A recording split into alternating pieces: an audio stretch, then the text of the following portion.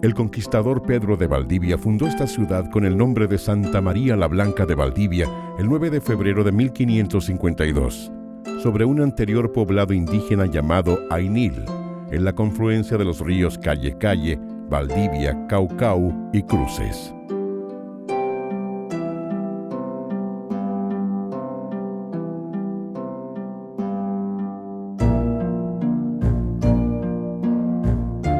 Hace más de una década, autoridades y diversos actores sociales han considerado la posibilidad de postular como patrimonio de la humanidad a rutas culturales de la región de los ríos. Entre ellas, se cuentan las edificaciones históricas de la época de la conquista española, con arquitectura original de gran valor y que los habitantes de los ríos consideren parte de su vida diaria. El entorno natural de estas fortificaciones, con atractivos como la cultura local, el paisaje y la naturaleza circundante, la transforman en un singular destino turístico de categoría mundial. La Llave del Mar del Sur, destino turístico de categoría mundial.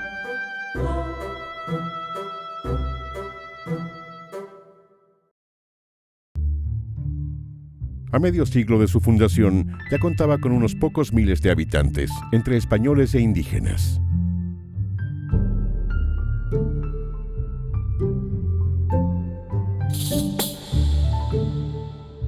Valdivia siempre fue importante, que tenía grupos indígenas y además era la cabeza de una tierra adentro donde se buscaba y se lavaba oro. Se dice siempre que Valdivia, el padre Guarda también lo rescata muchísimo, es una de las pocas ciudades en Chile que nacen con carretera propia. Estamos hablando de un sistema fluvial.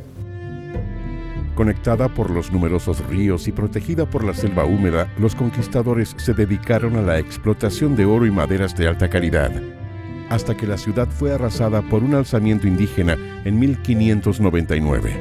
Valdivia como ciudad desaparece, ¿no? Entonces, cuando luego este espacio es ocupado por una escuadra holandesa, en 1643, cuando el virreinato del Perú tiene conocimiento de esto, envía una fuerza expedicionaria para expulsar a los holandeses. Pero cuando esta fuerza expedicionaria llega a Valdivia, ya los holandeses se habían ido. Su posición estratégica es la que hace que sea meritoria de defensa, es decir, en defenderse frente al enemigo externo. ¿Por qué los holandeses pensaban que Valdivia era importante y los españoles también? Primero, el estuario, ¿no es cierto?, es un lugar de refugio muy apropiado después de una larga navegación por el Atlántico, pasando por el Cabo de Horno o Estrecho Magallanes y llegando al Pacífico Sur. Entonces era un lugar de resguardo. Daban condiciones muy especiales y de gran atractivo para instalar aquí una base de operaciones que controlara justamente el Pacífico Sur. La isla de Mancera cumplirá un rol fundamental. Es el lugar de donde partía el repoblamiento de Valdivia, con 17 galeones llegados desde el Virreinato del Perú, encabezados por el marqués de Mancera, don Antonio Sebastián de Toledo y Leiva.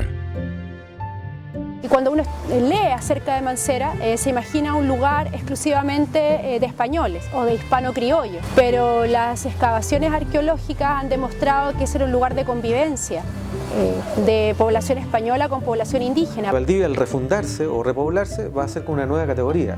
Plaza fuerte, que lo había sido siempre, pero además un presidio.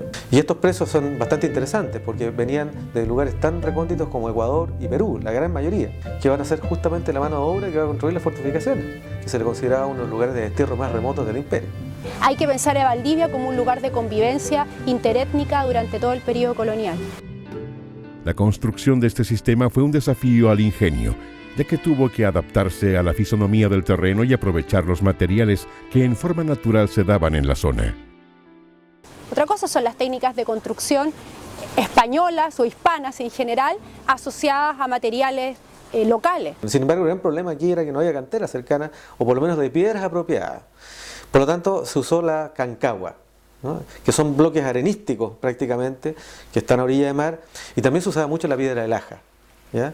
Entonces esa combinación de la cancagua y la piedra de laja más la cal generó la posibilidad de construir estos monumentos que hoy día aún podemos ver. Por otro lado, da cuenta de la labor de los ingenieros militares, puertos, fortificaciones, en fin, traza de ciudades, lo que hiciera falta por entonces, para intentar ordenar el territorio indiano y defenderlo de manera más efectiva. En 1764 llegó a la zona el ingeniero Juan Garland, con la misión de realizar trabajos de mantención y consolidación del sistema.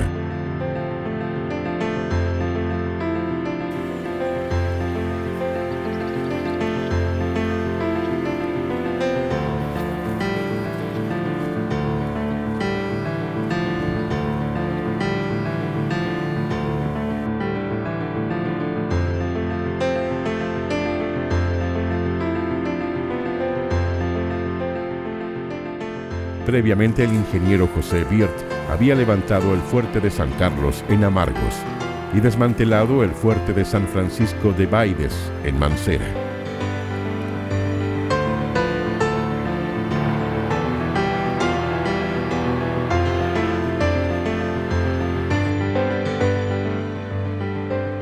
En 1800, al finalizar el plan de perfeccionamiento de las defensas, el ingeniero Garland había construido las baterías de la Aguada del Inglés, del Barro, el Molino, Punta del Piojo y Carboneros. A este complejo defensivo de sitios fortificados de la bahía de Corral y Valdivia se le conocía como la llave del Mar del Sur. El prestigio que van a tener van a ser fundamentalmente a partir de los diarios de viaje, de las bitácoras de los marinos. Sin embargo, el solo hecho de que se hablara de aquella, eso daba cuenta de una imagen que protegía al Virreinato del Perú finalmente. Es decir, se actuó por disuasión más que por acción. Porque si caía Valdivia, de alguna manera, dicen siempre, caía Valparaíso, y con Valparaíso caía el Callao, y por lo tanto el Virreinato del Perú. En un ataque por mar, el poder disuasivo de la llave del Mar del Sur era indiscutible. Junto con el archipiélago de Chiloé, fueron los enclaves más australes de la costa del Pacífico Sur, hasta su caída durante el proceso de independencia de Chile. La toma de Valdivia, que es el hecho particular en 1820, deja entrever un poco las debilidades que este sistema tenía. La llegada de esta escuadra permitió entonces hacer un ataque por sorpresa, engañando fundamentalmente a la guarnición local. Pero fueron sorprendidos por la escuadra nacional, toda vez que ésta le dio a entender que se trataba de barcos españoles y no de barcos que no fueran españoles. Finalmente logran entrar al estuario y lo atacan incluso por la retaguardia, la guarnición de Niebla, por ejemplo, y finalmente logran, en definitiva, inmovilizar a la guarnición local. Entonces, dejan de ser los guardianes del Virreinato del Perú y pasan a ser unos vestigios arqueológicos, toda vez que dentro del contexto del nuevo Estado chileno, en la práctica no van a tener ninguna función. Y esos vestigios, la verdad que no van a tener un uso práctico, ¿no? Tal vez un cierto uso se le dio precisamente cuando llegaron don Karl Anbanter y los suyos y los demás inmigrantes alemanes. En un primer momento fueron alojados, entre comillas, en el sitio de algunas de estas fortificaciones, como el caso de Niebla, por ejemplo, o el caso Corral. Solo en la década de 1920 se iniciará un proceso de protección por ley de algunos de estos monumentos históricos. El sistema completo, recién hacia 1950, la verdad que se les da a mediados del siglo XX un reconocimiento a través de decretos supremos, fundamentalmente, de monumentos históricos.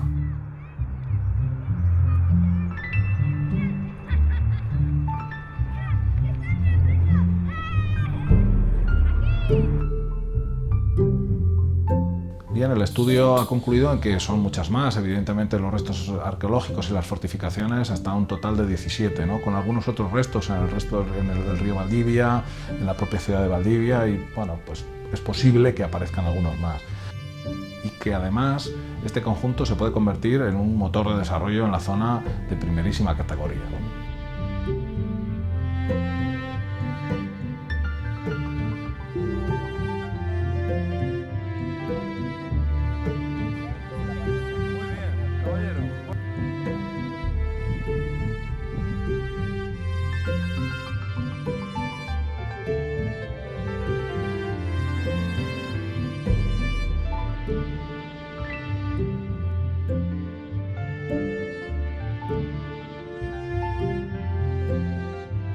Gracias al trabajo de campo, pues hemos encontrado los restos de 3 fortificaciones de los que quedaban algunas evidencias, como son las de Chorocomayo,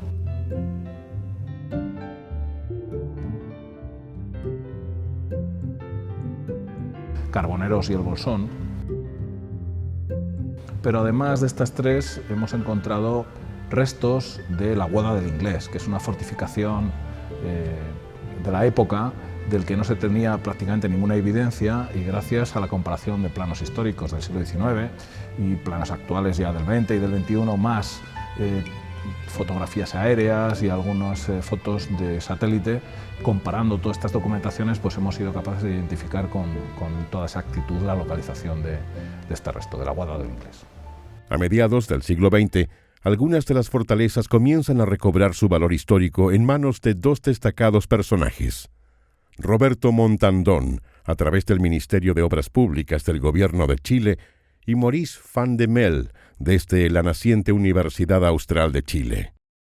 inician un proceso de reconstrucción que durante 2 décadas recuperarán los principales fuertes del sistema.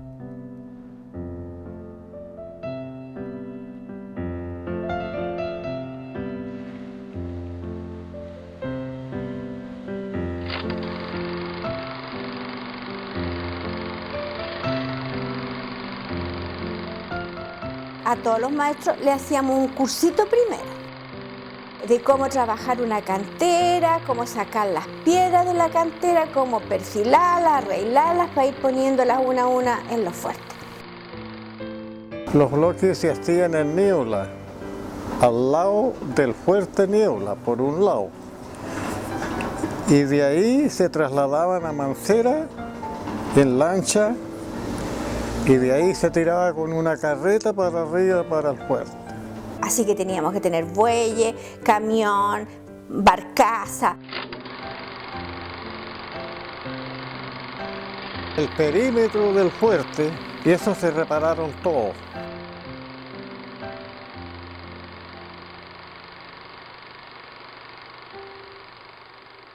Las cortamos al milímetro para que vayan encajando perfectas. Y la garita que está ahí parada, esa estaba en el suelo o que pararla, colocarla.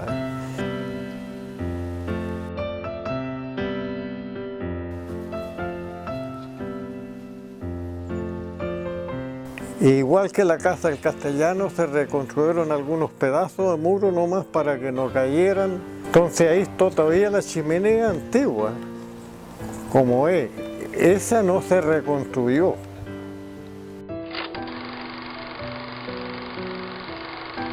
A la entrada del fuerte se dejó un pedazo de muro que no estaba en malas condiciones. En Amargo estuvimos trabajando también en varios sectores donde incluso hay en este momento un sector que se desmoronó. Yo trabajé en Corral y trabajamos en Amargo. Teníamos gente, nosotros eran como 10. Era gente de ahí mismo, de los pescadores, y gente de Niebla, incluso de aquí Valdivia. Pero en todos esos fuertes quedó trabajo pendiente, que todavía están pendientes.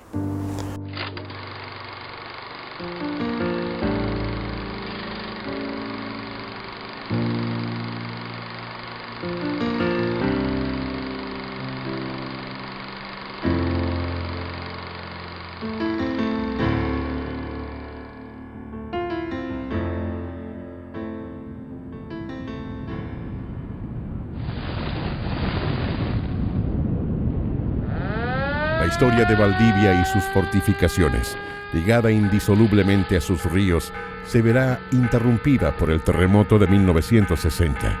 Esta catástrofe natural afectó a las construcciones históricas, perdiéndose algunas piezas del antiguo sistema de defensa español.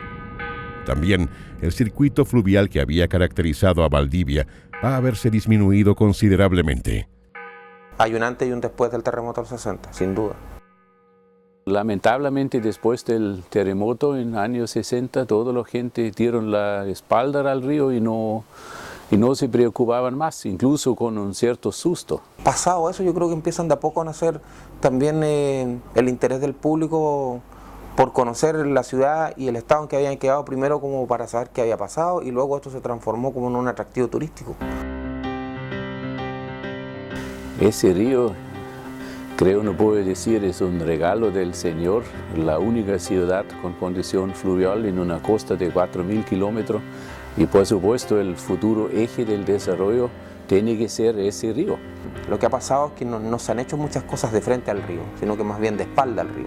Y nosotros hace bastantes años ya que estamos promocionando para que esto se haga, todas las inversiones públicas y privadas vayan de frente al río, cosa que el desarrollo tanto de las rutas turísticas como del borde del río sean las que debería tener Valdivia como región y como capital regional. Hay cada vez más y más navegantes internacionales que quieren recorrer el mundo a visitar partes importantes, entretenidos. Todos necesitan un lugar para reabastecerse, para hacer mantención. Y Valdivia puede acobijar todas esas embarcaciones perfectamente bien porque tiene condiciones naturales únicas. La verdad es que el río es un eje turístico tan importante que relaciona múltiples cosas dentro de Valdivia y múltiples polos de negocio. Entonces es una mirada bastante estrecha no pensar que esto tiene la relevancia que tiene, más con la conectividad que tiene hacia los fuertes del río Valdivia. Actualmente el turismo ha brindado la oportunidad de recuperar el antiguo nexo con el sistema fluvial en su ruta hacia las fortificaciones de la bahía de Corral. El principal producto que se vende en el destino Valdivia-Corral es la reanimación histórica, que conjuga lo atractivo que es el río, conjuga el atractivo cultural que es este castillo, ¿cierto? Los medios de transporte, que son las lanchas de recorrido habitual, los servicios de alimentación que sean en el barco, o si no también sean en vía terrestre, sea acá o sea en niebla, eso todo se conjuga en un solo producto. Nosotros lo vendemos como reanimación y obviamente es el principal motivo por qué se llega a la comuna. Todo respira historia, Corral al frente, Amargos, San Carlos, la isla de Mancera, la isla del Rey, es todo un enjambre de actividad que puede ser desarrollada. Claro, los castillos están dentro de la selva valdiviana, eso es lo que hay que complementar. Castillos dentro de la selva valdiviana, españoles que llegaron a una selva, cortaron los árboles y montaron castillos. Esta temporada deberíamos nosotros estar llegando fácilmente a los 170.000 visitas. ¿Ustedes sabían que subió de 2 a 3 días de permanencia a entre 4 y 5 días en Valdivia?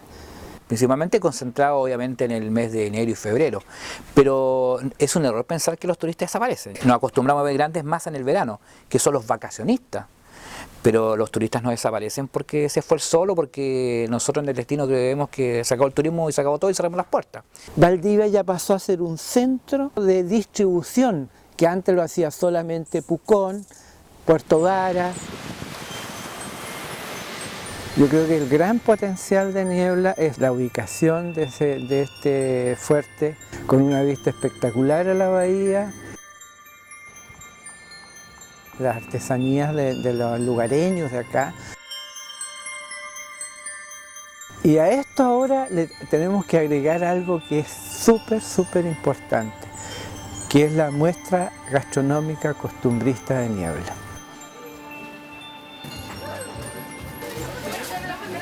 Desde el punto de vista como infraestructura, bueno, estamos hablando que después de Cartagena e India, estos son los complejos defensivos más importantes construidos por los españoles en el Cono Sur. Hay un interés a nivel internacional por replicar el modelo de Corral, pero no el mismo modelo de Corral, sino replicar la instancia que permite la generación de recursos y también la valorización del patrimonio cultural por parte de la comunidad, porque ese es un elemento que se ha olvidado. El pueblo tiene derecho a conocer su patrimonio y aparte de eso, tiene derecho, ¿cierto?, a vivir. A vivir por su patrimonio, sin contaminar, sin destruir, pero queremos que valorizar.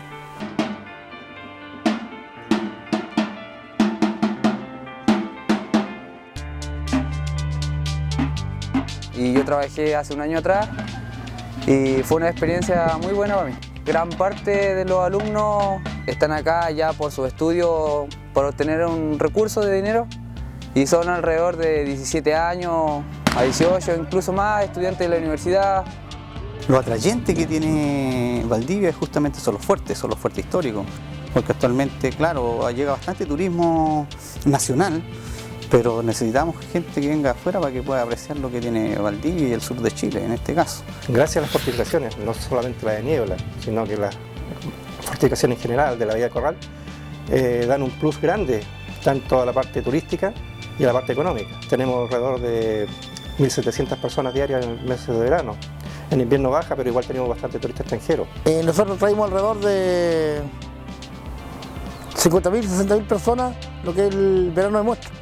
Por lo tanto, sería un plus más agregado, como le dije, si llegara a ser una ruta internacional, lo que es los fuertes y otros activos más que tenemos acá en la costa. Hay muchos turistas que les gusta venir acá a la isla y lo más importante que yo siempre he escuchado de mis 50 años que tengo, siempre dicen que la tranquilidad es impagable acá.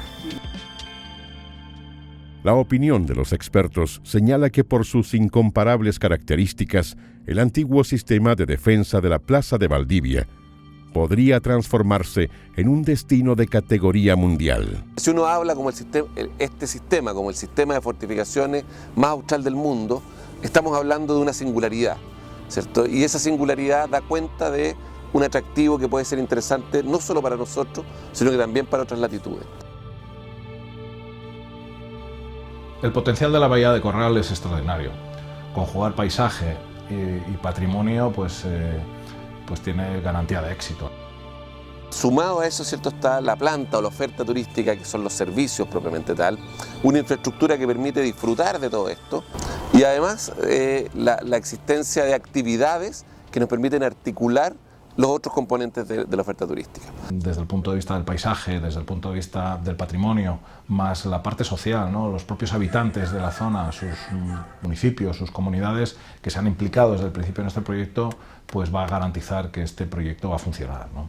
La confluencia de esa singularidad histórica, por ejemplo, con un bosque como es el bosque valdiviano, que tiene también una singularidad desde el punto de vista biológico, con el registro de procesos cataclísmicos, como fue la propia bahía, podría congregar, ¿cierto?, un elemento de tal relevancia que tuviese atracción desde el punto de vista mundial. Y que conjugando estos valores pues pueden ofrecer unas posibilidades de desarrollo extraordinarias desde el punto de vista económico, desde el punto de vista de la creación de empleo y desde el punto de vista de la creación de valor en una región.